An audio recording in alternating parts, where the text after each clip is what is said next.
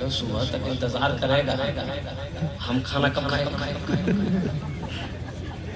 हम तकरीर से पहले खाना नहीं खाते, बयान से पहले खाना नहीं खाते।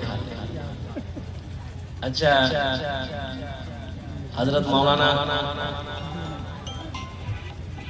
अब्दुल रहीम साहब अल कासिमी दामत बरकातुहू, हजरत ने मुझे दावत दी थी 2 फरवरी। क्या फरवरी की दावत दी? 2 फरवरी। तकरीर करने दी 3 फरवरी है ना। तबीयत बेहतर नहीं है, मुसलसल 3 दिन से खांसी, सर्दी, बुखार। जलसे वाले मानते नहीं। मैं मना करता हूँ कि भाई मेरी तबीयत अच्छी नहीं है, एप्लीकेशन देख लीजिए, दवाई देख लीजिए, वीडियो से आप देख लीजिए कि मेरी तबीयत कैसी खराब है, आपको देखा देता है। जलसे वाले बोलते नहीं, आइए यहाँ कब्रिस्तान है, आइए।